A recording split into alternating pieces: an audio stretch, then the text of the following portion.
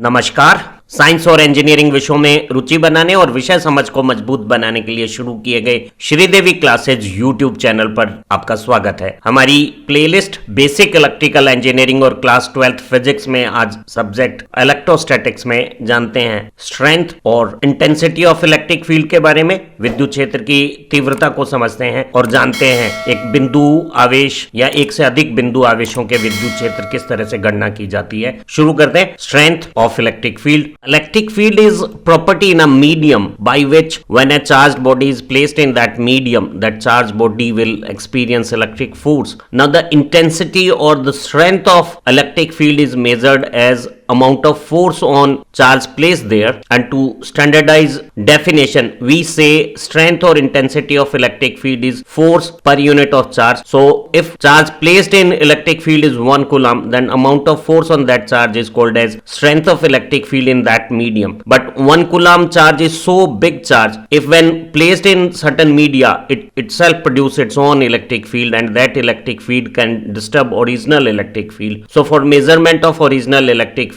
we have to place a small test positive charge which is so small that it will not change original electric field. So we take a limiting to 0 small charge, and now on that small charge amount of force and ratio of charge gives me strength of electric field. So electric field is measured as force on a unit test positive charge. Now if source charge is positive charge and we place a test charge, then they would have a repulsive force, and the direction of force would be the direction of electric field. And similarly if source charge is negative, then it will attract positive test charge, and that attraction force direction becomes the electric field of negative source charge. Force is measured in Newton, charge is measured in Coulomb, so the unit of electric field intensity is Newton per Coulomb, but popularly it is volt per meter unit which is used to measure electric field intensity. 1 Newton per Coulomb or 1 volt per meter is the same.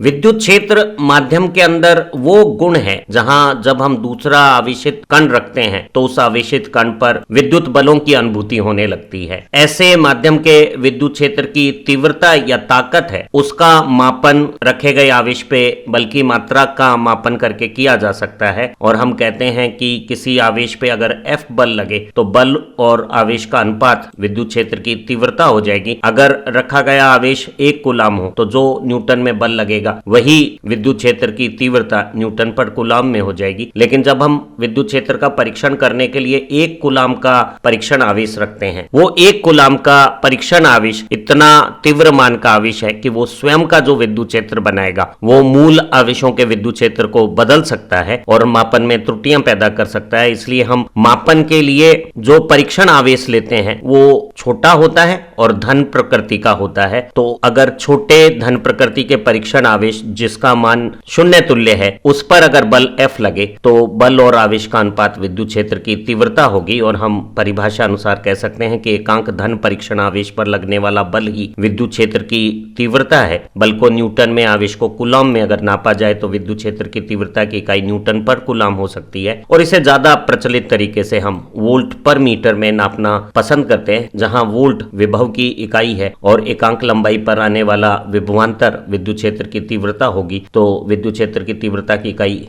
ज्यादा प्रचलित volt पर metre है। विद्युत क्षेत्र की तीव्रता एक सदिश राशि है और ये धन परीक्षण आवेश पर विद्युत क्षेत्र में जो बल की दिशा लगेगी उसी दिशा में होगी। अगर एक स्रोत आवेश धनात्मक मान का है तो धनात्मक आवेश परीक्षण धन आवेश को जब प्रतिकर्षित करेगा तो जिस दिशा में बल लगेगा उसी दिशा में धन आवेश का विद्युत क्षेत्र होगा। इसी तरह से अगर स्रोत आवेश ऋण आवेशित है तो वो धन परीक्षण आवेश को अपनी तरफ आकर्षित करेगा और इसी आकर्षण बल की दिशा में इस ऋण स्रोत आवेश का विद्युत क्षेत्र हो जाएगा। तो हम कह सकते हैं कि विद्युत क्षेत्र एक सदिश राशि है और वो क्षेत्र में रखे हुए धन परीक्षण आवेश पर लगने वाली बल की दिशा में अपनी दिशा रखती है। To find out electric field of source charge plus q at a distance r from it in a certain media, we place a test positive charge and observe the force between these two source charge and test charge by Coulomb's law, and it is k q1 q2 upon r square divided by epsilon on joining line. And if source charge is positive and test charge is positive, there would be a outward positive r direction repulsive force as shown here, and intensity of electric field is defined as force per unit charge. And when we divide force by amount of charge, we found expression of electric field as kq upon r square divided by epsilon r along r cap direction. And it is found that electric field intensity depends upon source charge, directly proportional to magnitude of source charge, and it is inverse of the square of the distance between source charge and test position, and it also depends upon medium permittivity, and electric field intensity is inverse of medium permittivity. But electric field intensity doesn't depend upon magnitude or polarity of test charge. For negative test charge in the same source charge at the same r distance position, we will find that magnitude of electric field intensity is same, and even the direction of electric field is also the same. And we can say for a positive charge, electric field intensity is in plus r or outward directions, and for negative test charge, the direction of force is opposite to the direction of electric field, and for positive test charge, the direction of force and direction of electric field are in the same direction. One important fact, for force interaction, we need both presence of source charge and test charge, but for electric field intensity, we need only source charge and we won't need test charge. किसी माध्यम में एक धन स्रोत आवेश capital Q से R दूरी पर अगर हमें विद्युत क्षेत्र की तीव्रता निकालनी है, तो परीक्षण स्थल पर हम एक छोटा धन परीक्षण आवेश रखते हैं, और उस परीक्षण आवेश पे कूलॉम के नियम के अनुसार लगने वाला बल के पहला स्रोत आवेश, दूसरा परीक्षण आवेश, दोनों के बीच की दूरी का वर्ग का व्युत्क्रम अनुपाती, और माध्यम की विद्युतशीलता भी यहाँ व्युत्क्रम क्रम में आ जाएगी। बल एक सदिश राशि है और दोनों समान प्रकृति के आवेशों में जो प्रतिकर्षण का बल है उसकी दिशा धन धन का गुणा भी धनात्मक चिन्ह रखेगा, तो ये दिशा धनात्मक आर दिशा या बाहर की तरफ हो गई है। और जिस दिशा में एक धन परीक्षण आवेश पर बल लगता है उसी दिशा में विद्युत क्षेत्र की तीव्रता होगी, और तीव्रता का मान बल के मान में आवेश Q का भाग देने पर अगर हम गणना करें तो वो साफ जाहिर हो रहा है, वो स्रोत आवेश के समानुपाती है, स्रोत आवेश से परीक्षण स्थल की दूरी के वर्ग के व्युत्क्रमानुपाती है, और विद्युत क्षेत्र की तीव्रता भी माध्यम की विद्युतशीलता की व्युत्क्रमानुपाती है। विद्युत क्षेत्र की तीव्रता एक सदिश राशि है और इसकी दिशा धन परीक्षण पर लगने वाले बल की दिशा के अनुदिश होती है, तो हम पाते हैं कि ये दिशा एक धन स्रोत आवेश के लिए प्लस आर डायरेक्शन बाहर की तरफ हो गई है। और यहाँ ये बात बिल्कुल स्पष्ट समझ आ सकती है कि किसी स्थान पर विद्युत क्षेत्र की तीव्रता परीक्षण आवेश के मान पर निर्भर नहीं करती है, ये एक परीक्षण स्थल का मापन हो गया है। और अब अगर किसी स्थान पर विद्युत क्षेत्र की तीव्रता E वोल्ट पर मीटर है और वहां हम कोई Q डैश आवेश रखेंगे, तो उस Q डैश आवेश पर लगने वाला बल F डैश विद्युत क्षेत्र की तीव्रता और परीक्षण आवेश के गुणा से प्राप्त हो सकता है, Q डैश E। और अगर मैं इसी स्थल पर जो स्रोत आवेश प्लस Q से R दूरी पर है अगर एक ऋण आवेश रखूं, तो मैं पाता हूं कि धन आवेश की बजाय ऋण आवेश पे बल की दिशा आकर्षण के कारण विपरीत हो जाएगी। लेकिन ध्यान रहे, इस विपरीत दिशा के साथ विपरीत प्रकृति के आवेश का जब मैं भाग दूंगा तो मैं पाऊंगा कि विद्युत क्षेत्र की दिशा पूर्ववत रहेगी और विद्युत क्षेत्र का मान और दिशा परीक्षण आवेश पे निर्भर नहीं करेगी। और हम कह सकते हैं कि एक धन परीक्षण आवेश पे तो विद्युत क्षेत्र की दिशा में बल लगता है, और एक ऋण परीक्षण आवेश के लिए बल की दिशा विद्युत क्षेत्र की तीव्रता से उल्टी होती है, और एक धनात्मक स्रोत आवेश के लिए विद्युत क्षेत्र की तीव्रता प्लस आर दिशा में बाहर की तरफ होगी। यहाँ ये बात भी समझनी जरूरी है कि स्थिर वैद्युतिकी में एक बल अनुक्रिया के लिए स्रोत आवेश और परीक्षण आवेश दोनों की उपस्थिति अनिवार्य है। वहीं किसी स्थान पर विद्युत क्षेत्र की तीव्रता बनाने के लिए केवल स्रोत आवेश की आवश्यकता रहेगी, विद्युत क्षेत्र की तीव्रता बनाने के लिए परीक्षण आवेश की आवश्यकता नहीं है। Electric field intensity of a source charge at certain distance from it depends upon source charge, distance and medium permittivity, and it doesn't depend upon magnitude, polarity or placement of other charges. It is solo interaction of one charge and its resultant effect, and electric field of one charge is solo result of one charge presence, and it also have linearity and bilateral property. If we double magnitude of charge, the strength of electric field at that point also get doubled, and for reverse polarity of charge, the direction of electric field get reversed. So using these properties we can apply superposition principle, and which says that resultant electric field at any point due to presence of several charges will be the vector sum of all individual electric field contributions produced at that point by considering only one charge in action at a time, and those all individual charge when vectorially summed up will give us resultant electric field produced by all charges acting together. Here we have four source charge Q1, Q2, Q3, Q4. Q1 and Q3 are positive charge. They will produce at this test position outward electric field on joining line, and these two charge Q2 and Q4 are negative charge, so they will produce inward electric field of these charges. And here electric field of Q1 is K Q1 epsilon R R1 square. Similarly Q2 electric field E2 depends upon R2 distance, Q3 contribution depends upon R3 separation, and Q4 contribution at this position is inverse of the square of distance R4. And such individual electric field contribution when vectorially added together will produce a resultant electric field due to presence of all the charges acting together. किसी बिंदु स्रोत आवेश का R दूरी पे विद्युत क्षेत्र आवेश के समानुपाती दूरी के वर्ग के व्युत्क्रमानुपाती है, और वो माध्यम की विद्युतशीलता के भी व्युत्क्रमानुपाती है, और एक जगह जो एक आवेश का विद्युत क्षेत्र का योगदान है वो दूसरे समीपवर्ती आवेशों की ध्रुवता, मान या स्थिति पर निर्भर नहीं करता है, और किसी आवेश के विद्युत क्षेत्र तीव्रता बनाने के गुणों में रेखीयता और द्विदिशी प्रवृत्ति है। अर्थात अगर हम आवेश के मान को m गुना कर देते हैं तो विद्युत क्षेत्र की तीव्रता भी उसी स्थान पे m गुना हो जाएगी, और अगर आवेश की ध्रुवता उल्टी कर देते हैं तो विद्युत क्षेत्र की दिशा भी उल्टी हो जाती है। हम इस आवेश से उत्पन्न विद्युत क्षेत्र के गुणों को अध्यारोपण सिद्धांत में इस्तेमाल कर सकते हैं, और किसी एक स्थान पे एक से अधिक आवेशों की उपस्थिति के कारण जो परिणामी विद्युत क्षेत्र की तीव्रता बनती है उसे हम अलग अलग स्रोत से परीक्षण स्थल पर जो विद्युत क्षेत्र के योगदान बन रहे हैं, जो केवल एक आवेश को एक बार कार्यरत मानकर और शेष अन्यों को उस समय भुलाकर हम प्राप्त करेंगे, उन्हें सदिश रूप से जोड़कर प्राप्त कर सकते हैं। यहाँ Q1, Q2, Q3 और Q4 चार आवेश है जो क्रमशः इस बिंदु आवेश से R1, R2, R3, R4 दूरियों पर है। दो धनावेश Q1 और Q3 जोड़ने वाली रेखा पे बाहर की तरफ, और दो ऋण आवेश जोड़ने वाली रेखा में स्रोत आवेश की अनुदिश यहाँ विद्युत क्षेत्र के योगदान कर रहे हैं। और इन योगदानों को निकालते समय हम जब इस विद्युत क्षेत्र का फॉर्मूला इस्तेमाल कर रहे हैं, जैसे Q1 का इलेक्ट्रिक फील्ड E1 निकालने हैं तो वो K Q1 epsilon R R1 square हो गया है, और इस गणना करते समय हमें Q2, Q3, Q4 की उपस्थिति को नजरअंदाज कर देना है। इसी तरह से हम Q2 का इलेक्ट्रिक फील्ड E2, Q3 का इलेक्ट्रिक फील्ड E3 और Q4 का इलेक्ट्रिक फील्ड E4 जब अलग अलग कैलकुलेट कर लेते हैं तो इन सब का सदिश योग हमारा वो परिणामी विद्युत क्षेत्र होगा जो चारों आवेश मिलकर इस स्थान पर बना रहे हैं। Electric field intensity is a vector quantity, and for superposition of such electric field components which is a vector summation, the direction of electric field is very important, and for summation calculations we have to consider first the direction of contributed electric field, and for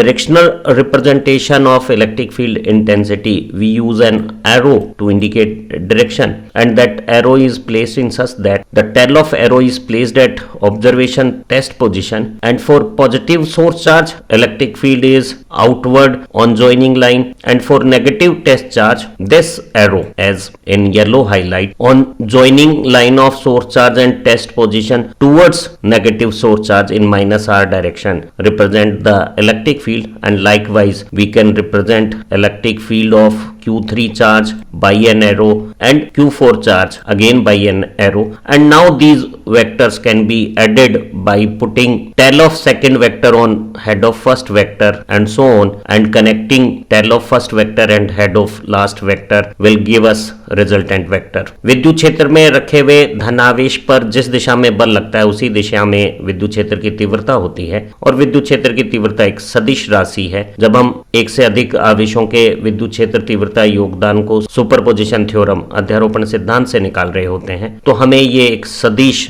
योग करना होता है, और सदिश योग के लिए सदिश की दिशा महत्वपूर्ण है। इसलिए हमें विद्युत क्षेत्र की तीव्रता की दिशा को सबसे पहले ध्यान में रखना चाहिए। और अगर हमें किसी परीक्षण स्थल पर विद्युत क्षेत्र की तीव्रता को सदिश रूप से आरेखित करना है तो सदिश की पूंछ को परीक्षण स्थल पर बनाया जाता है, और जो शीर्ष है वो विद्युत क्षेत्र की दिशा को स्रोत आवेश की प्रवृत्ति के अनुसार प्रदर्शित करेगा। अगर Q1 एक धन स्रोत आवेश है तो इसका विद्युत क्षेत्र जोड़ने वाली रेखा पे बाहर की ओर यहाँ चित्रानुसार हो गया। इसी तरह से इस ऋण स्रोत आवेश का विद्युत क्षेत्र जब तीर से बनाया जाता है तो तीर की पूंछ को पुनः परीक्षण स्थल पर रखते हुए तीर का शीर्ष अंदर की ओर स्रोत ऋण आवेश की तरफ आ जाएगा। इसी तरह से स्रोत धन आवेश का विद्युत क्षेत्र बाहर की ओर, स्रोत ऋण आवेश का विद्युत क्षेत्र अंदर की ओर आ जाएगा। अब ये जो सदिश हैं इन्हें जब हम जोड़ेंगे तो एक सदिश के सिर पे दूसरे सदिश की पूंछ रखते चले जाएंगे, और पहले सदिश का पूंछ और आखिरी सदिश की शीर्ष को जोड़कर हम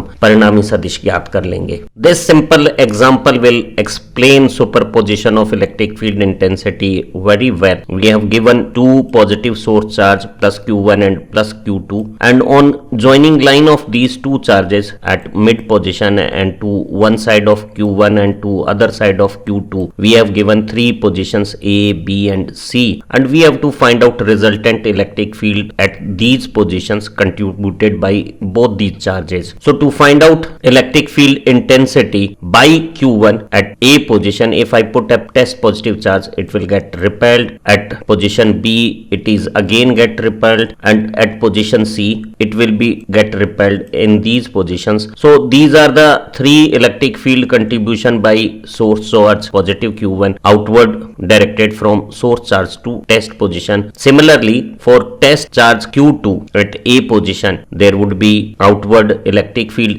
E2. At test position B, again there will be outward electric field E2, and at C position, this is outward direction of electric field. So we can find out electric field contribution of individual charges, and when we have obtained these contribution, we have considered only one charge in action and forget the presence of other charges. Now it is quite clear. At position A, E1 and E2 are directed in opposite direction, and since the test position is on joining line of two charges, so these electric field are just opposite to each other. So resultant electric field will be just a subtraction of 2 E1 minus E2, and if this position is moved little forward away from Q1 and little closer to Q2, we will find that magnitude of E1 will gradually decrease and E2 will increase, and soon we could get a position. If Q2 is a smaller magnitude, definitely we will get a position on joining line such that the magnitude of E1 and E2 become equal and opposite, and resultant electric field will become zero, and that position will be called as electric neutrality. And if we place any charge on that electric neutral position, the resultant force on that charge would become zero, and a suitable magnitude of that negative charge can also produce resultant electric field on Q1 and Q2 also zero, and that three charge system may remain in equilibrium. But at position B and C, two electric field are in the same direction, so resultant electric field is sum of the two and it never become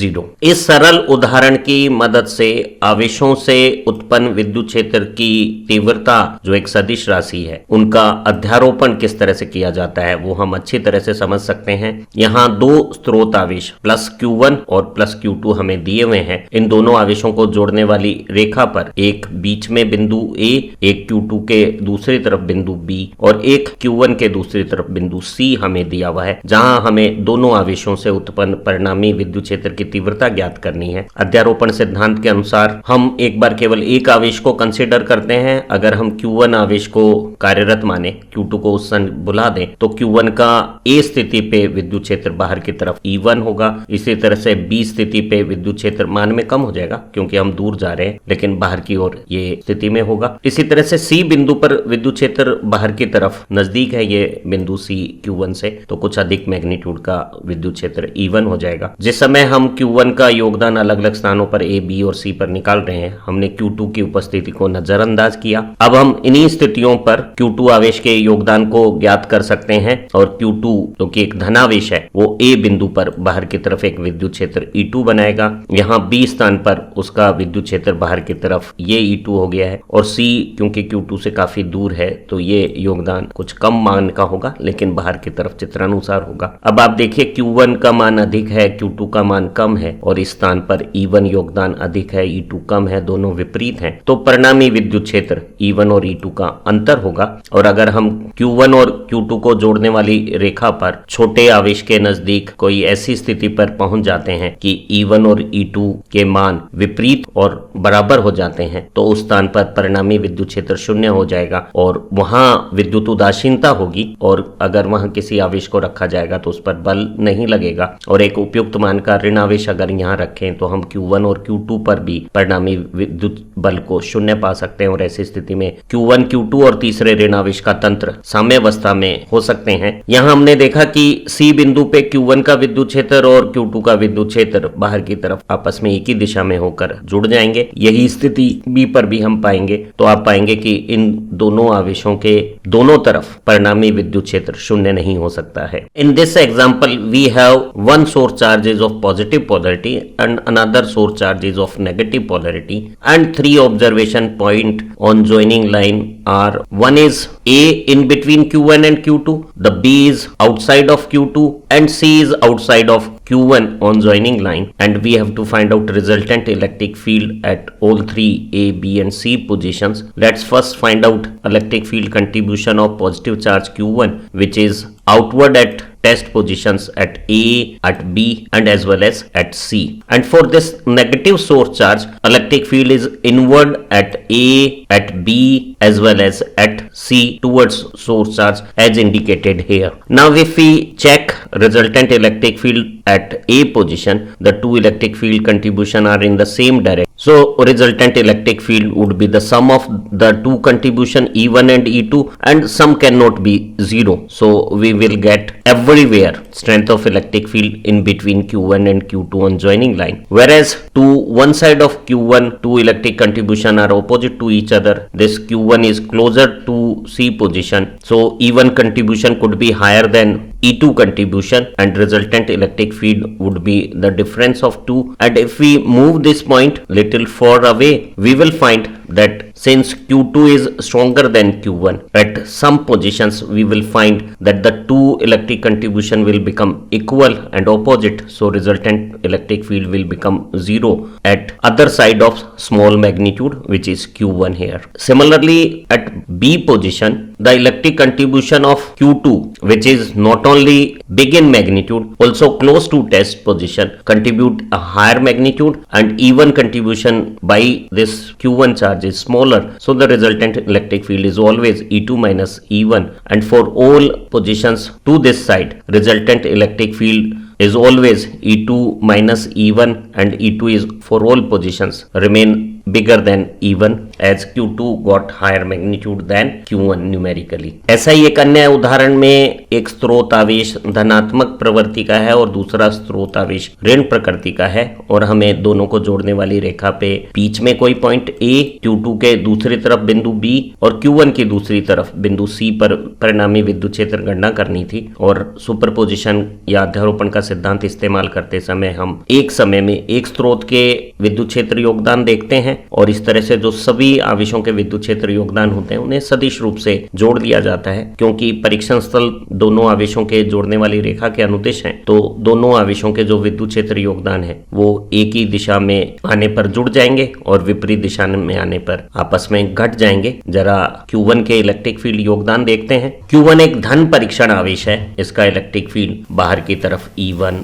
बाहर की तरफ B पर भी E1 और C बिंदु पर भी Q1 से परे E1 हो गया है। यहाँ Q2 एक एक ऋण आवेश है और ऋण आवेश का विद्युत क्षेत्र अंदर की तरफ होता है, तो ए बिंदु पर E2 योगदान है Q2 का। इसी तरह से बी बिंदु पर जो अंदर की तरफ योगदान है वो E2 आ गया है, और इसी तरह से सी बिंदु पर Q2 की तरफ E2 इलेक्ट्रिक फील्ड इंटेंसिटी आ गई है। अब अगर हम Q1 और Q2 के बीच में ये बिंदु ए देखें तो दोनों इलेक्ट्रिक फील्ड योगदान एक ही दिशा में होने पर आपस में जुड़ जाएंगे और परिणामी इलेक्ट्रिक फील्ड दोनों को जोड़ने वाली रेखा के बीच में किसी भी स्थान पर शून्य नहीं होगा। अगर Q2 का मान अधिक है तो ये जो बी स्थिति है वहां Q2 के नजदीक होने और Q2 का मान अधिक होने से जो E2 की मान है वो हमेशा E1 से ज्यादा होगा, और इन सभी स्थितियों पे परिणामी विद्युत क्षेत्र E2 और E1 का अंतर E2 की तरफ Q2 चार्ज की तरफ होगा। वहीं जो C स्थान है वहां पर अगर आवेश Q1 के काफी करीब है तो E1 का मान E2 से ज्यादा हो सकता है और resultant electric field E1 minus E2 हो सकता है। और अगर हम दूर जाएंगे तो किसी एक स्थान पे दूरी के साथ E1 का मान घटेगा तेजी से और E2 का मान कम तेजी से घटेगा, और दोनों मान जब आपस में बराबर और विपरीत हो जाएंगे तो परिणामी विद्युत क्षेत्र शून्य हो सकता है। तो हम पाते हैं कि जब विपरीत प्रकृति के आवेश होते हैं तो परिणामी विद्युत क्षेत्र शून्य छोटे मान के आवेश की दूसरी तरफ किसी स्थान पर प्राप्त हो सकता है। कुछ संख्यात्मक उदाहरण हमारी दूसरी लर्निंग वीडियो में इन्हें और अच्छी तरह से समझा देंगे। उम्मीद है इस जानकारियों से परिपूर्ण लर्निंग वीडियो से विद्युत क्षेत्र की तीव्रता के बारे में आपकी समझ में सुधार हुआ होगा, और आप दो आवेशों के कारण उन्हें जोड़ने वाली रेखा पर बनने वाले विद्युत क्षेत्र योगदान को अध्यारोपण की मदद से परिणामी विद्युत क्षेत्र किस तरह से ज्ञात करते हैं ये समझ भी आपकी बनी होगी। हमारी इसी प्लेलिस्ट की दूसरी लर्निंग वीडियो से आपकी फिजिक्स की समझ में सुधार होगा, आपकी परीक्षाओं में सफलताएं ज्यादा आसान बनेगी। इन्हीं कामनाओं के साथ फिर मिलते हैं एक नई लर्निंग वीडियो के साथ। Thank you very much.